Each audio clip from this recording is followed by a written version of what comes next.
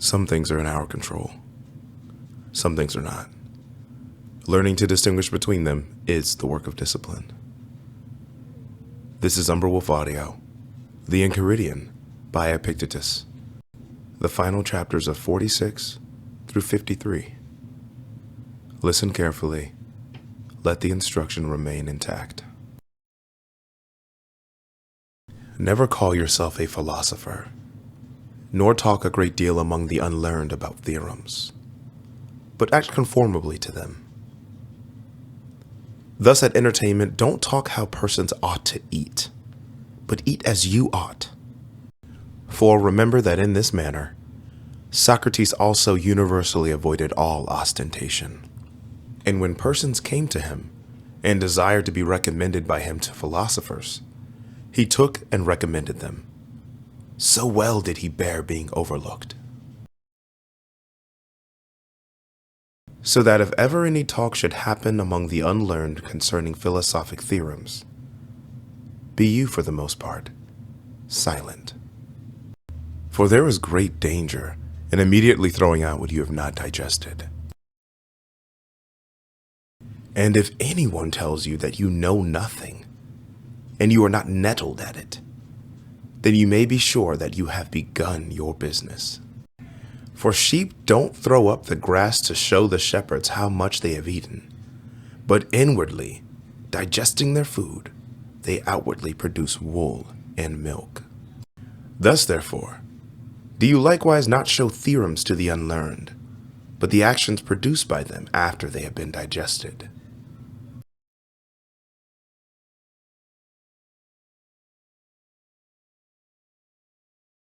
When you have brought yourself to supply the necessities of your body at a small price, don't pique yourself upon it. Nor if you drink water, be saying upon every occasion, I drink water. But first consider how much more sparing and patient of hardship the poor are than we. But if at any time you would injure yourself by exercise to labor and bearing hard trials, do it for your own sake and not for the world. Don't grasp statues, but when you are violently thirsty, take a little cold water in your mouth and spurt it out and tell nobody.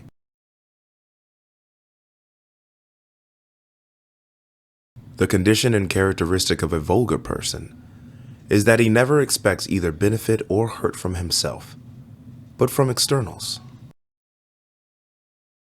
The condition and characteristic of a philosopher is that he expects all hurt and benefit from himself.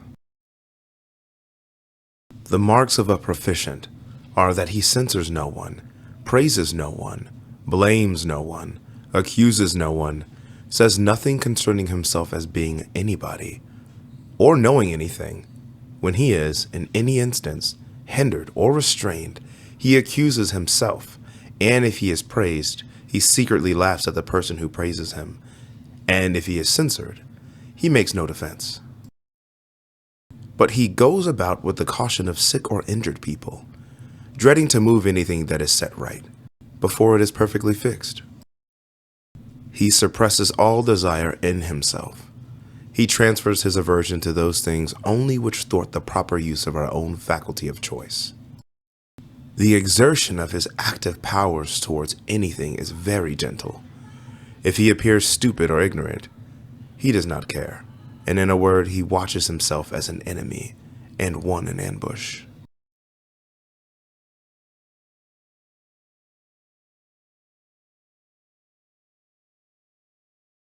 When anyone shows himself overly confident in ability to understand and interpret the works of Chrysippus, say to yourself, unless Chrysippus had written obscurely, this person would have no subject for his vanity. But what do I desire? To understand nature and follow her? I ask then, who interprets her? And finding Chrysippus does, I have recourse to him. I don't understand his writings. I seek therefore one to interpret them. So far there is nothing to value myself upon. And when I find an interpreter, what remains is to make use of his instructions. This alone is the valuable thing. But if I admire nothing but merely the interpretation, what do I become more than a grammarian instead of a philosopher? except indeed that instead of Homer, I interpret Chrysippus. When anyone, therefore, desires me to read Chrysippus to him, I rather blush when I cannot show my actions agreeable and consonant to his discourse. Whatever moral rules you have deliberately proposed to yourself, abide by them as they were laws, and as if you would be guilty of impiety by violating any of them. Don't regard what anyone says of you, for this, after all, is of no concern of yours. How long, then, will you put off thinking yourself worthy of the highest improvements and follow the distinctions of reason?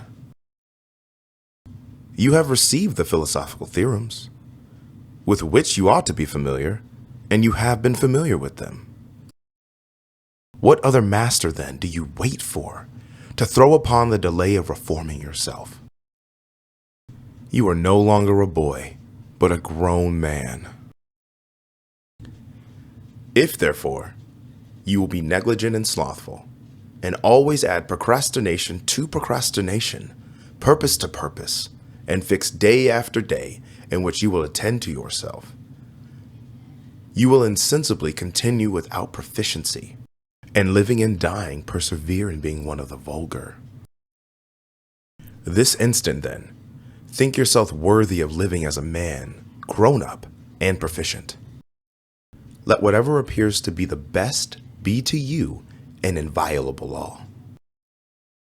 And if any instance of pain or pleasure, or glory or disgrace is set before you, remember that now is the combat. Now the Olympiad comes on, nor can it be put off. By once being defeated and giving away, proficiency is lost, or by the contrary, preserved. Thus Socrates became perfect, improving himself by everything, attending to nothing but reason. And though you are not yet Socrates, you ought, however, to live as one desirous of becoming a Socrates. The first and most necessary topic in philosophy is that of the use of moral theorems, such as, we ought not to lie. The second is that of demonstrations, such as, what is the origin of our obligation not to lie? The third gives strength and articulation to the other two, such as, what is the origin of, this is a demonstration? For what is a demonstration? What is consequence? What contradiction? What truth? What falsehood? The third topic, then, is necessary on the account of the second, and the second on the account of the first. But for the most necessary, and that whereon we ought to rest, is the first.